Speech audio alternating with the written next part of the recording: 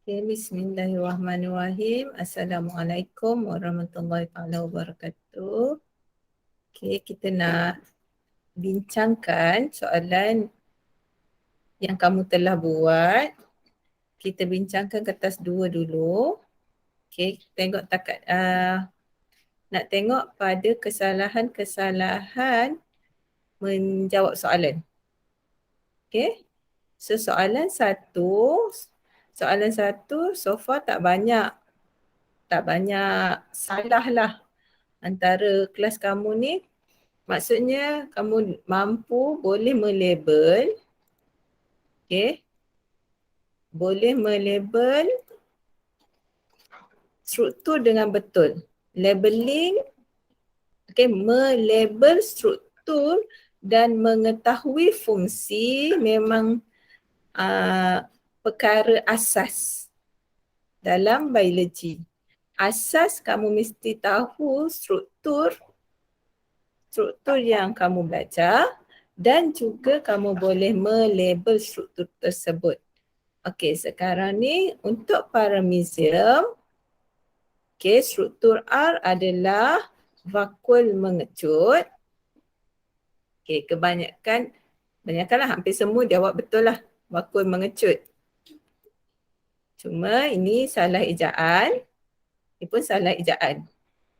Ini ejaan yang betul.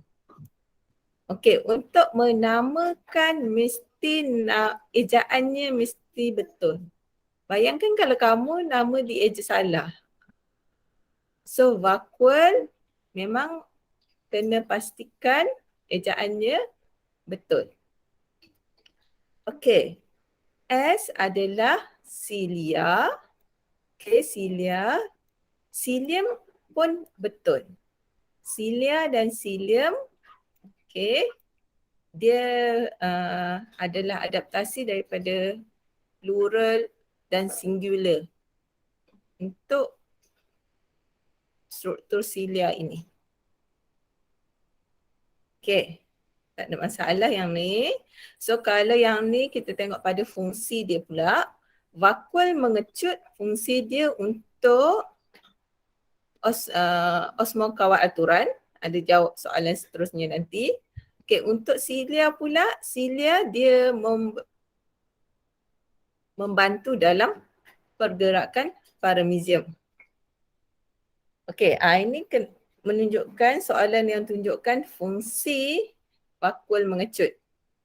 Okey, ramalkan apa yang berlaku pada paramecium apabila diletakkan di dalam air tawar. Okey.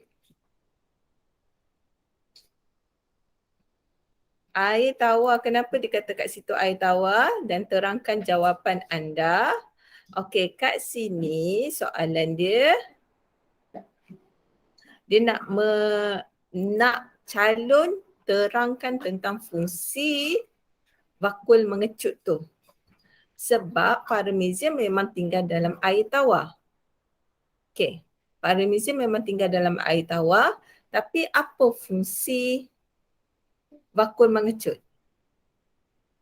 Okey, konsepnya ialah bila paramecium diletakkan dalam air tawar, air yang bersifat hypotonik kepada paramecium, hypotonik pada paramecium, apa yang berlaku ialah air akan meresap masuk ke dalam paramecium secara osmosis.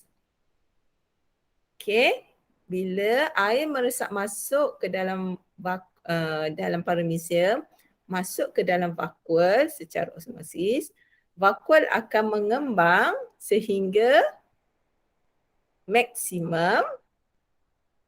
Okay, bila vakul mengembang hingga maksimum,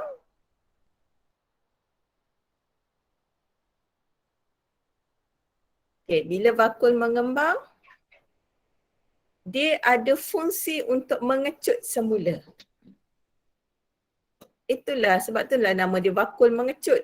Dia boleh mengecut untuk menyingkirkan air berlebihan. Proses itu dinamakan pengosmokawal aturan. Okey? So kalau kita tengok pada jawapan, air tawar bersifat isotonik. Okey. Statement kat sini salah sebab air tawar bersifat hypo. Okey. Hypotonik kepada parmesium. Air meresap masuk ke dalam vakuum mengecut secara osmosis. Betul. Vakuum, okey, salah ejaan. Vakuum mengembang dengan keadaan yang stabil. Tak sesuai. Okey, vakuum mengembang sehingga maksimum. Kemudian stop. Vakuum mengecut untuk menyingkirkan air berlebihan.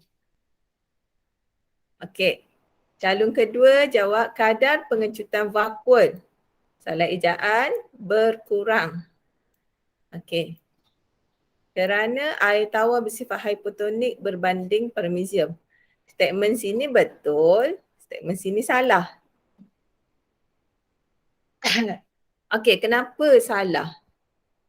Kalau air banyak masuk, kadar pengecutan dia makin banyak ke makin sikit? Siapa nak jawab?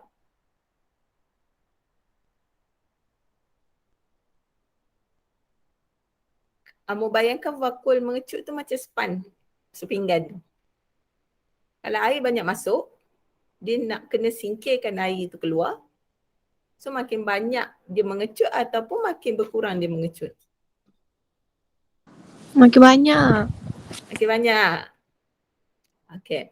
So bila dia jawab macam ni, bila kamu jawab macam ni, dia akan jadi macam contradict lah antara jawapan depan dengan jawapan belakang.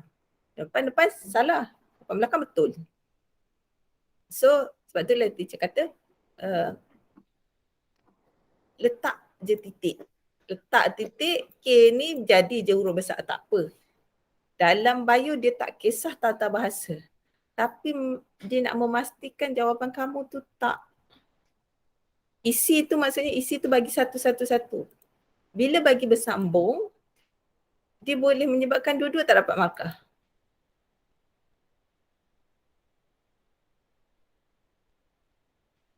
Okay. Seterusnya yang bawah kita tengok parmesium hidup dalam air tawar. Okay, tak ada jawapan lagi. Tak ada markah lagi. Pertukaran gas berlaku dalam permukaan secara resapan. Tak ada jawapan lagi. Apabila keadaan sesuai, parmesium menjalankan pembiakan asas dengan berbelahan dua. Okey. Semua ini adalah info yang betul tapi tidak menjawab soalan. Sebab ini soalan nak tanya konsep osmosis. Okey? Sebab parmesium tu memang hidup dalam air tawar. So nak tahu apa kesan dia pada vakuum mengecut tu. Okey, untuk fakta yang ni, faham? Okey, teacher ulang balik. Dia hidup dalam air tawar. Air tawar maksudnya kandungan air tinggi. So apa berlaku ialah parmesium adalah sel haiwan.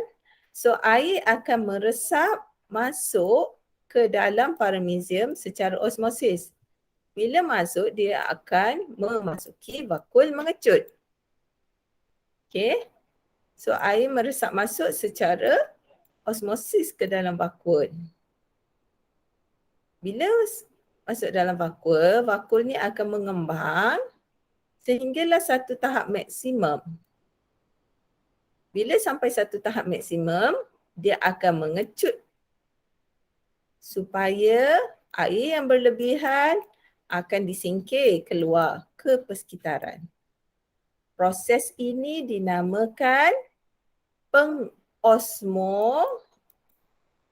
osmokawal aturan.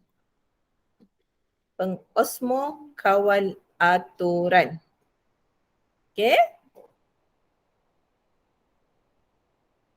Boleh?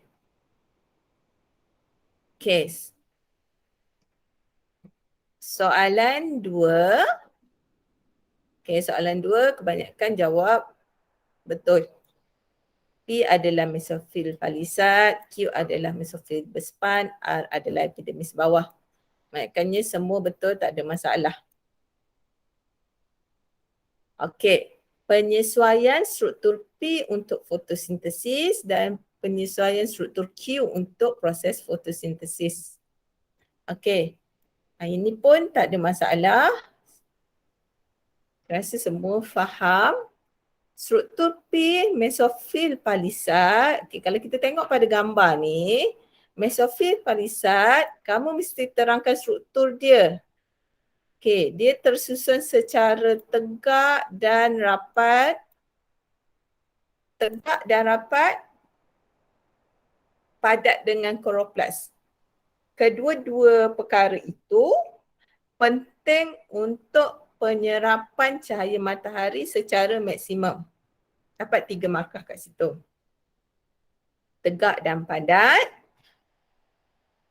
banyak kloroplas, okay, untuk memaksimumkan penyerapan cahaya matahari untuk fotosintesis. Okey, itu 3 markah.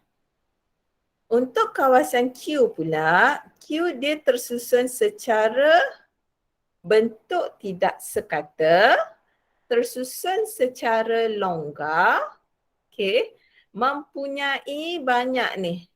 Nampak ni? Banyak ruang antara sel.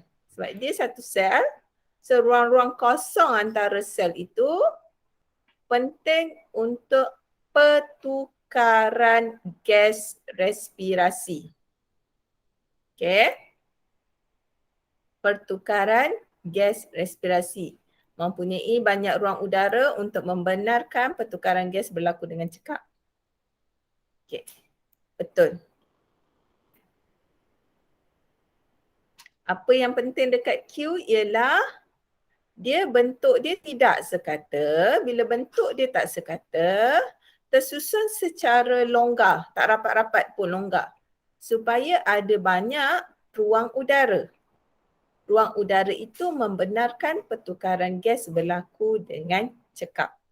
Itu penyesuaian untuk Q. Okey. Kebanyakan jawab dengan betul. Kloroplas yang padat supaya menyerap cahaya matahari secara maksimum. Okey, yang ni repeat. So dapat 2 markah je lah. Yang ini teacher bagi juga markah, kurang kloroplas, banyak ruang udara, membenarkan pertukaran gas berlaku. Okey, dapat 3 markah. Padat dengan kloroplas, menyerap cahaya matahari secara maksimum, tersusun tegak dan rapat untuk menempatkan lebih banyak. Okey, ini pun betul. Okey, ini repeat. So dapat 3 markah. Q membentuk bentuk yang tidak tetap, menambah luas permukaan untuk pertukaran gas, tersusun secara longgar. Okey, memudahkan resapan air dan karbon dioksida. Okey, dapat 3 markah. Okey, kebanyakan semua dapat jawab dengan baiklah untuk soalan ni. Okey. Soalan di soalan ramalan. Okey, ramalan kamu kena tengok pada fungsi dia. Sekarang dia ramalkan kat bawah. Bahagian bawah daun. Okey, kalau daun bahagian bawah ni. Bawah ni ada lapisan epidermis. Bawah kita ada sel pengawal, kita ada stoma. So bila disapu dengan grease, apa yang berlaku? Kesan dia kepada kadar fotosintesis. So bila disapu dengan grease, stoma tertutup. So apa kesan dia kepada kadar fotosintesis? Okay, kamu jawab dulu apa berlaku pada kadar fotosintesis. Kadar fotosintesis meningkat ataupun menurun? Itu jawapan pertama sepatutnya. Okay. Kadar, okay. Bila dia sebut kadar, dia sama ada meningkat atau menurun. Dia tak boleh. Tapi teacher, R tu kan dekat epidermis bawah, macam mana nak serap matahari? Sebab itulah salah serap matahari. Sekarang ni bukan cerita serap matahari. Okay, kat sini R kan. R ni diletak grease. So, bila diletak grease, apa berlaku? Ni, stoma ni akan tertutup. Bila stoma tertutup, stoma tu apa fungsinya? Stoma bukan fungsi menyerap cahaya matahari kan? So, stoma fungsinya adalah membenarkan, kita ceritakan, membenarkan keluar masuknya gas, oksigen, karbon dioksida dan juga wap air. So, bila stoma tu tertutup, kadar fotosintesis akan menurun sebab kurang proses pertukaran gas. Okey. Faham tak? Dia boleh tukar grease ni kepada lilin, boleh tukar habuk, apa saja yang boleh menyebabkan stoma tu tertutup. Jawapan sama je. So kita tengok jawapan kamu Proses fotosintesis kurang berlaku. Okey, boleh terima. Kerana cahaya matahari kurang diserap oleh laminat. Statement ni salah. Sebab cahaya matahari atas. Okey, ini bawah. Okey, R bahagian ini stoma. Okey, masih tak ada markah. Apabila bahagian ini disapu dengan grease, kadar fotosintesis tidak berlaku. Okey, teacher terima. Tapi teacher kata tadi tidak berlaku tak boleh guna ya. Kena buat meningkat ataupun menurun. So jawapan dalam ni adalah menurun. Ataupun rendah, tinggi atau rendah. Okey, stoma tak terbuka betul. Tidak membenarkan pertukaran gas berlaku betul. Okey. Grease akan menghalang sel R ni sebenarnya tak tepat daun untuk melakukan fotosintesis. Grease dia tak menghalang fotosintesis, dia menghalang pertukaran gas. So kadar fotosintesis akan menjadi rendah. Okey. Dapat faham soalan ni? Faham. Faham. Okey. Soalan 3. Raja menunjukkan mekanisme tindak balas enzim lipase. Okey, bila dia bagi lipase kat sini, okey, dah jelas tentang enzim lipase membantu proses pencernaan. Namakan XWZ. Okey, bila dia bagi enzim lipase, kamu sebenarnya kena jawab enzim lipase di sini. Tapi teacher terima walaupun kamu jawab secara umum substrat enzim hasil. Ada seorang dua lah jawab yang betul enzim lipase. So substrat yang sesuai untuk lipase adalah lipid. Okay. Dan hasilnya ataupun produknya adalah asid lemak dan apa? Gliserol. Okay. So, bila dia tak bagi, jika dia tak bagi nama enzim, baru kamu jawab secara umum. Okay. Kalau dia bagi nama enzim ataupun nama substrat ke nama hasil ke kat statement, jawab secara khusus. Apa yang perlu dinamakan tu. Okay. Bila soalan yang begini berdasarkan rajah, kamu mesti rujuk pada rajah. Apakah ciri enzim? Okey. Enzim pada gambar ni satu, dia adalah dapat digunakan secara tindak balasnya berbalik. Okey. Tindak balasnya berbalik sebab dia boleh guna sama ada untuk menguraikan lipid ataupun untuk pencantuman semula ni antara gliserol dengan asid lemak. Dua-dua akan guna enzim lipase. Okey, dua-dua akan guna lipase. Okey, apa lagi yang kita nampak ciri kat sini? Dia mempunyai tapak aktif yang sepadan dengan substrat. Enzim itu mempunyai tapak aktif yang sepadan dengan substrat. Dan dia juga tidak berubah bentuk dia pada akhir tindak balas. Itu adalah 3 ciri yang kita dapat lihat dalam rajah. Ramai bagi jawapan kat teacher, ciri yang tak dapat dilihat dalam rajah. So tak menjawab soalan. Okay, peka pada su dengan nilai pH. Benda tu betul. Tapi adakah dia berdasarkan dengan rajah? Tak. So tak dapat diterima. Tidak berubah selepas tindak balas, betul. Dipengaruhi oleh perencat pun tak nampak. Walaupun sebenarnya ada ni perencat di kat sini. Tapi nampak ke perencat masuk ke dalam ni? Tak. So gambar tu tak menunjukkan tentang perencat. Okey?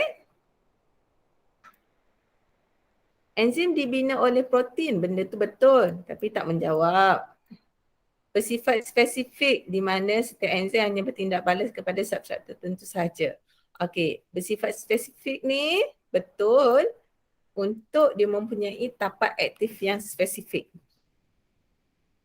Suhu optimum adalah 37 darjah Celsius. Okey, tak dapat ditunjukkan dalam rajah. So tak dapat terima jawapan tu. Bila dia ada ni berdasarkan rajah ni, kamu kena hati-hati tengok pada rajah sahaja. Kalau soalan tu nyatakan ciri enzim saja, okey, baru dapat semua jawapan. Dapat terima semua jawapan. Okey? So far, soalan ni ada pertanyaan? Tak ada. Tak ada. Okey. Namakan satu perencat enzim. Terangkan bagaimana perencat itu boleh memperlahan atau menghentikan aktiviti enzim. Okey, sifat satu kamu kena namakan perencat. Okey. Perencat di dalam buku kamu dibagi kategori logam berat. Semua logam berat adalah bersifat perencat kepada aktiviti enzim. So bagaimana perencat tu boleh memperlahankan aktiviti enzim?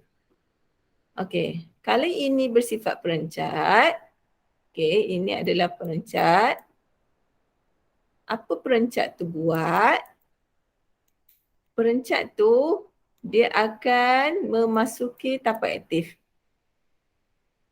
Bila dia bersaing dengan substrat, bersaing dengan W ni untuk mendapatkan tempat pada tapak aktif, apa berlaku ialah W tak dapatlah masuk untuk bind pada tapak aktif. Bila W tak dapat masuk, okay, tak dapatlah menghasilkan produk dengan cepat.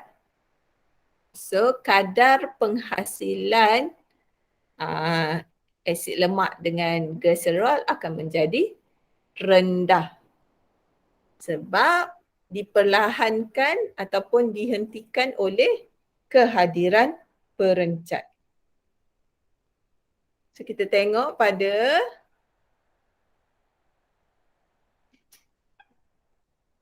Okey, satu namakan perencat merkuri betul. Merkuri menghalang pencantuman antara substrat dengan enzim betul. Seterusnya melemahkan suhu supaya tidak optimum. Okey, ni tak ada. Kamu boleh jawab apa jawapan yang sesuai kat belakang ni. Pada Z ni nak cakap apa? Ataupun pada kompleks enzim substrat tidak terbentuk. Ataupun lemak yang diserap ataupun guna Z. Z tidak dapat dihasilkan. Kita dapat markah. Okey. Okay, kita tengok jawapan yang seterusnya.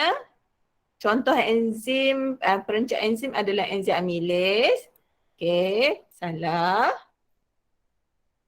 Okey, yang ni fungsi enzim amilase salah. Okey, perencat enzim adalah satu molekul yang mengikat pada enzim dan mengurangkan aktivitinya. Okey, dia terima kat sini, dia boleh mengikat pada enzim. Ini statement soalan. Menghentikan sesuatu substrat daripada memasuki tapak enzim, betul. Okey, bersifat berbalik ataupun tidak berbalik, betul. Maksudnya berbalik atau tidak berbalik, perencat tu dia boleh ikat pada tapak aktif secara kekal. Kekal maksudnya bila dia masuk je, dia tak keluar dah. So enzim tu terus tak boleh berfungsi. Ataupun dia boleh masuk, dia boleh keluar balik. Masuk balik. Kalau dia masuk, dia keluar balik, maksudnya enzim tu pada enzim.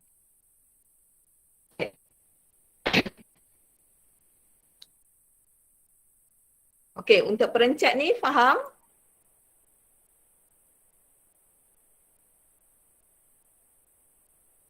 Faham tak?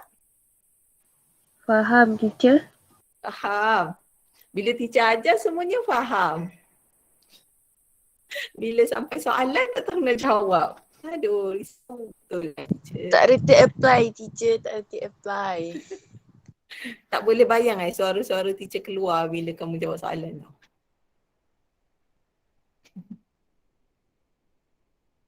Okey.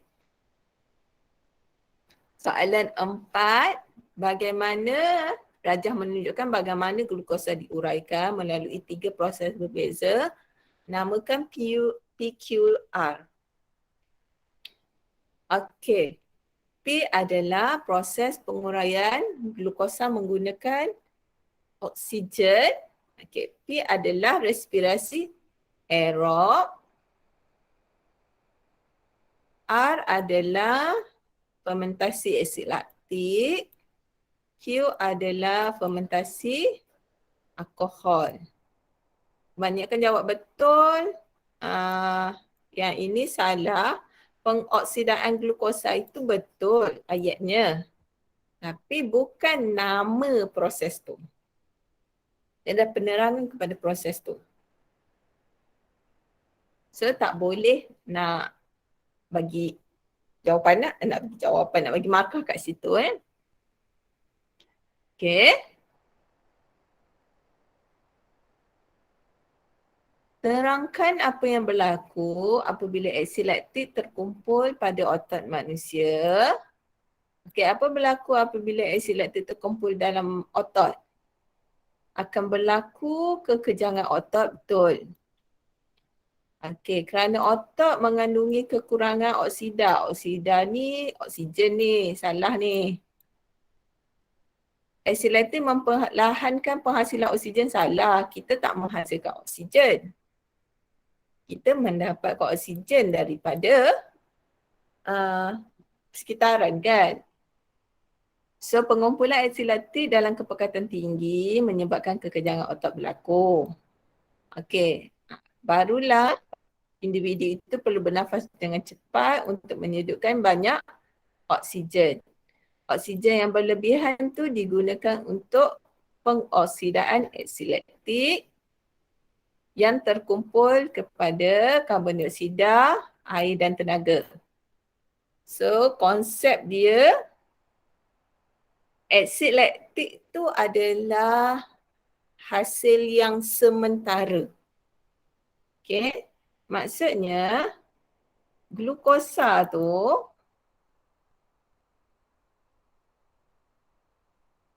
kalau dia dioksidakan dengan oksigen, dia menghasilkan tenaga yang tinggi. So bila dalam sel otot kekurangan oksigen, glukosa tu akan diuraikan kepada tenaga sebab tenaga nak diperlukan dengan segera. Okey? Fermentasi aksid laktik ni tenaga nak diperlukan dengan segera semasa aktiviti cergas. So bila glukosa tu diuraikan tanpa ataupun kekurangan oksigen, tenaga dihasilkan lebih rendah dan menghasilkan aksid laktik. Okey, bila aksid laktik ni tinggi dalam badan, apa yang berlaku adalah otot dia akan mengalami kelesuan dan kekejangan. Kekejangan otot dan juga kelesuan otot. Okey.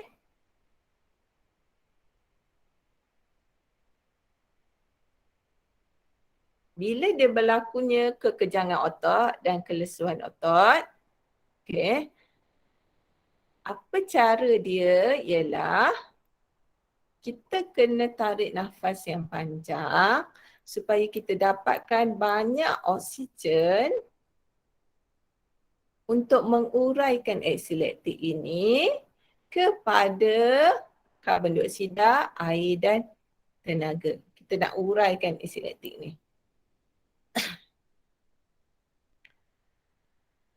Okay, barulah kita dapat tenaga yang tersimpan dalam aksid laktik. Okay. So, soalan yang C itu berkaitan dengan soalan yang atas. Kenapa proses tenaga yang dihasilkan melalui proses P adalah lebih tinggi daripada proses Q? Soalan ni juga nak menunjukkan tentang perbezaan antara proses P dan proses Q. Okey. Jawapan yang paling tepat ialah proses P berlaku secara lengkap. Okey, P ni adalah aerob kan? Aerob. Ni adalah fermentasi aksid laktik. So, okey. Jawapan P berlaku dalam sitoplasma dan mitokondria, manakala Q berlaku dalam sitoplasma. Okey, betul. P berlaku dengan lengkap. Apa yang lengkap sebenarnya kat sini ialah pengoksidaan glukosa. Pengoksidaan glukosa berlaku dengan lengkap dengan kehadiran oksigen. Q tidak lengkap. Okey. P berlaku secara keseluruhan manakala proses Q tidak ni tak ada markah tak lengkap. Okey, tengok yang bawah pula. P mempunyai oksigen yang banyak, manakala Q mempunyai oksigen yang sedikit. Okey, ini teacher faham maksudnya nak kata ni dengan P dengan kehadiran oksigen, manakala Q dengan kekurangan oksigen. P menghasilkan 2 pyruvate, manakala Q menghasilkan 1 pyruvate. Okey, P dengan kehadiran oksigen, ini repeat. Okay, ini boleh bagi betul. Okey. So, jawapan yang lebih jelas ialah, okey, kamu ada P dan Q. Allah Akbar. Yang pertama kamu cerita tentang kehadiran oksigen. Okey, yang ini kekurangan oksigen ataupun tiada oksigen. Okay. Yang kedua, pengoksidaan glukosa secara lengkap. pengoksidaan glukosa secara lengkap. Okey, Q tidak lengkap.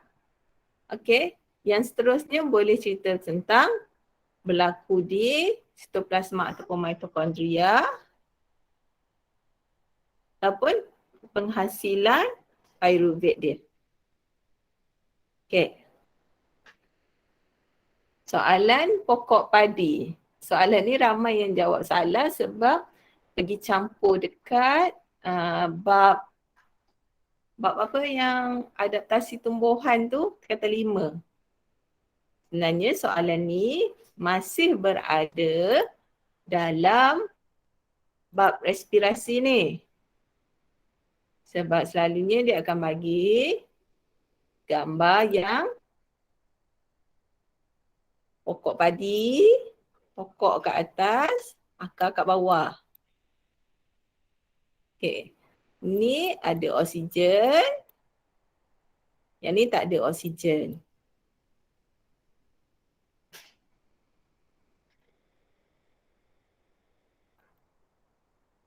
Ni. Itu yang. Okey.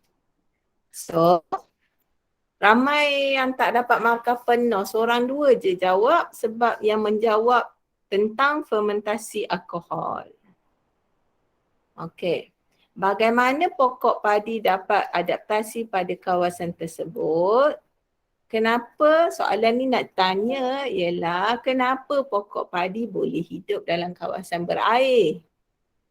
Kenapa pokok lain tak boleh hidup dalam kawasan berair? Pokok lain kalau air banjir ke ataupun siram secara berlebihan ke, dia boleh mati. Sedangkan pokok padi tak apa. Okay. Sebabnya berkaitan dengan respirasi. Okay. Pokok padi, kawasan yang terdedah kepada udara, maksudnya kawasan atas ni, daun ni, dia terdedah kepada udara, maksudnya oksigen ada. So dia akan buat respirasi aerob. Okay, sekejap gangguan sekejap. Adik punya tablet dekat ayah. Pergi tengok. Mama dah cas. Okay. Bahagian yang tenggelam pula. Okay, bahagian yang tenggelam ni dia disebabkan dia tenggelam dengan air, maksudnya oksigen kat bawah ni rendah. Dalam air rendah. So, kawasan akar akan buat respirasi secara kawasan akar akan buat respirasi fermentasi alkohol. Okey, sekejap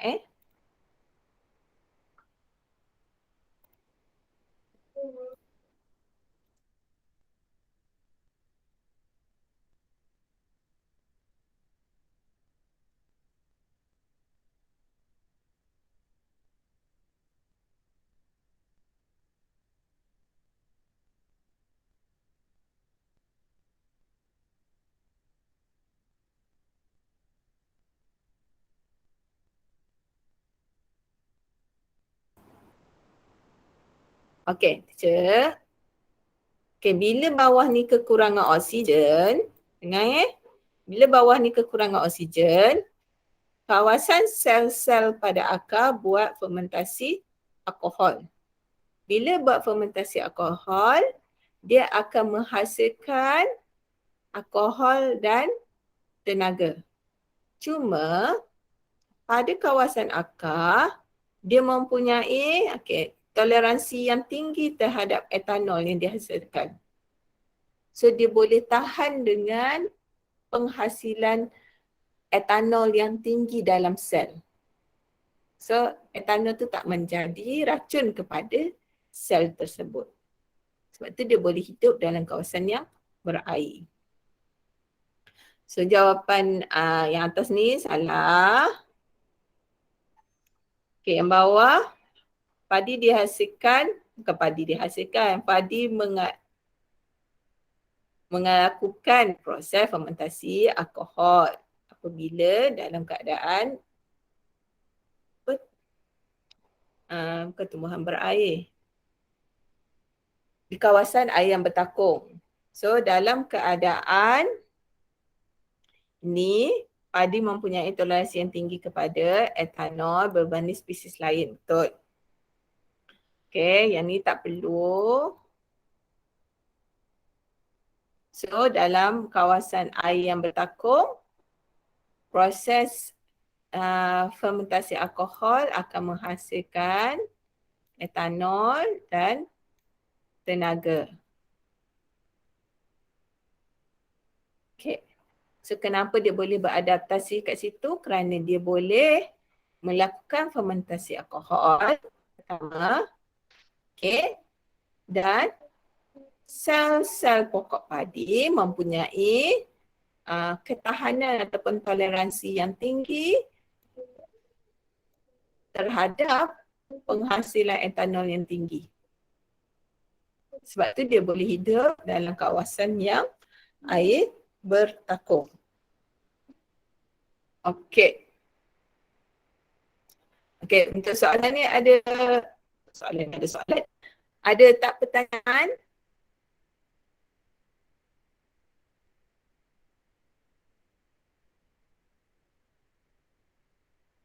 Tak ada pertanyaan? Okey. Termasuk soalan 5. Okey. Soalan ini pun ramai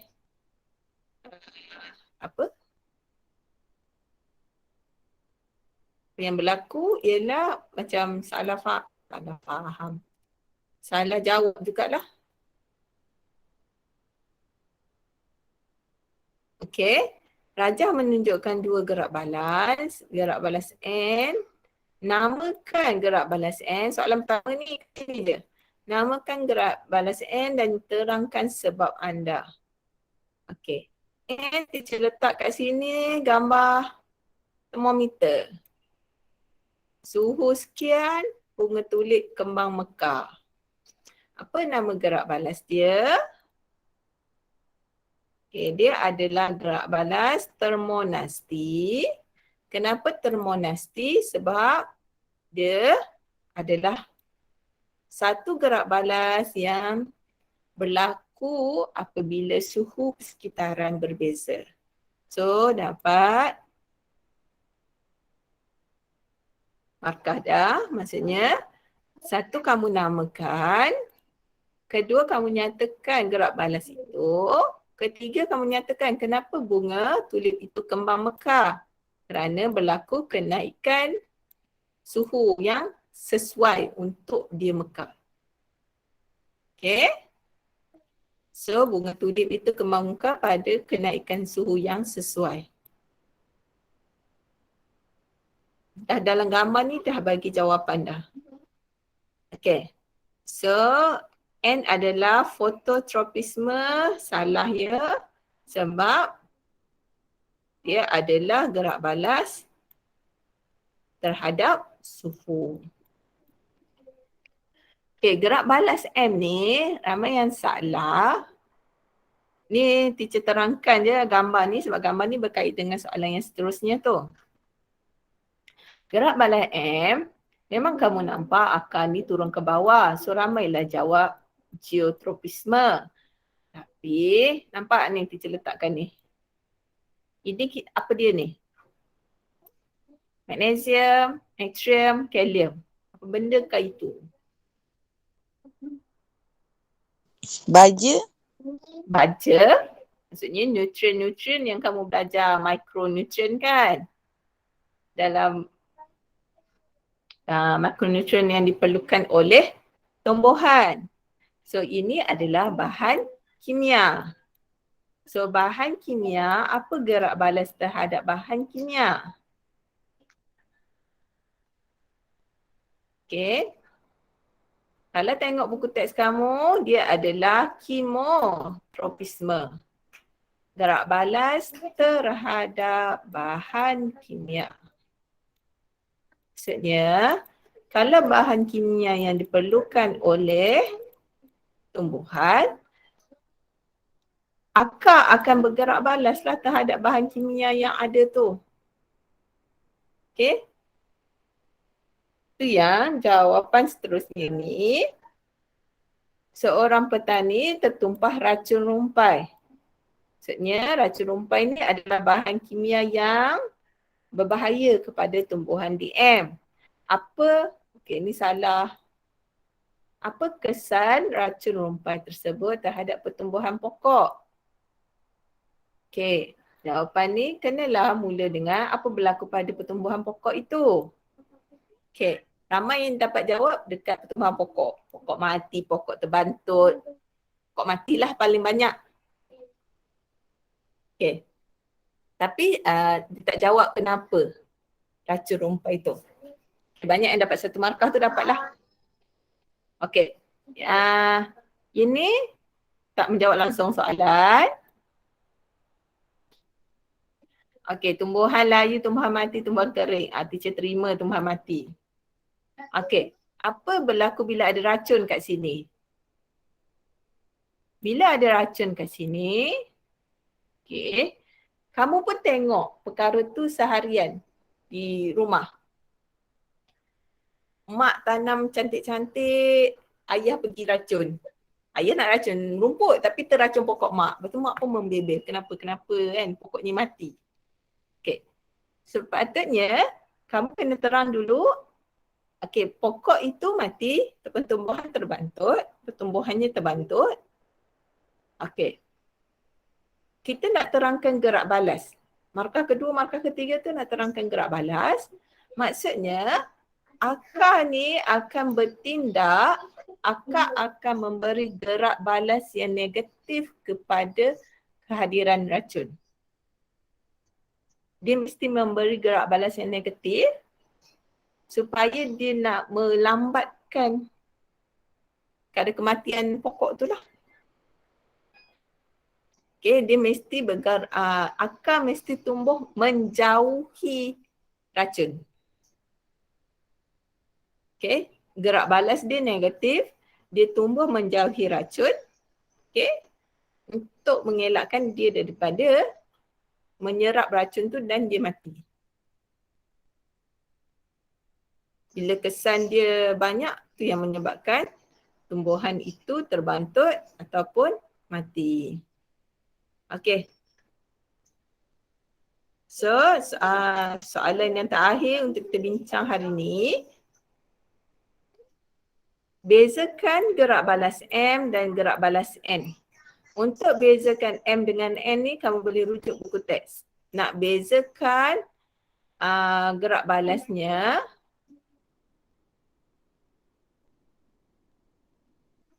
okey, gerak balas kamu boleh bezakan gerak balas antara nama dia. Okey, M adalah kemotropisme, manakala N adalah gerak balas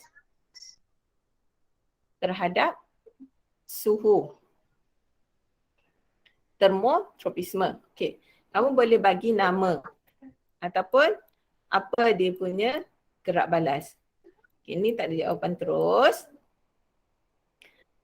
Okay, gerak balas N dipengaruhi oleh suhu, betul. M dipengaruhi oleh rangsangan apa? Rangsangan bahan kimia. Kedua-dua tu adalah tropisme. Bukan gerak balas asli. Okay. Kedua-dua adalah gerak balas yang lambat. Kamu bagi nama dia, kamu bagi gerak balas dia. Okay. Dan yang ketiga ialah, kita tengok pada gambar, ini dia bergerak balas, akar bergerak balas secara positif terhadap kehadiran bahan kimia yang berguna kepada pokok. Ataupun kalau kamu guna soalan yang kedua tu, akar pokok bergerak balas secara negatif terhadap racun. Ataupun yang bunga ni, okey, bunga tulip bergerak balas secara positif apabila suhu meningkat. Dia bergerak balas secara negatif apabila suhu menurun. Itu yang nak menunjukkan perbezaannya. Okey. Boleh? Okey, setakat tu kita teacher tertinggal satu soalan lah teacher rasa. Tak apa. Kita tamatkan dulu kelas kat sini. Okey. Ada soalan?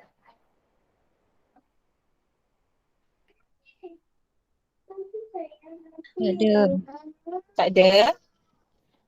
Okey, kalau tak ada soalan, esok kita sambung bincang. Okey, kita tutup kelas dengan tasbih kifarah dan surah Al-As. Bismillahirrahmanirrahim. Al-As innal insana lafi khusr illa allazina amanu wa amilus solihati wa tawasaw bil haqqi wa tawasaw bis sabr.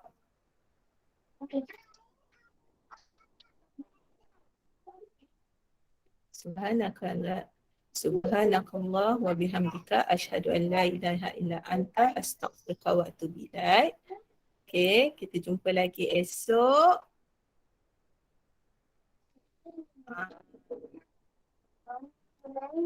Apa tadi saya nak cakap lupa dah. Okey, kita jumpa lagi esok. Terima kasih. Thank Jangan you, lupa, teacher. Thank you, teacher. jangan lupa isi kehadiran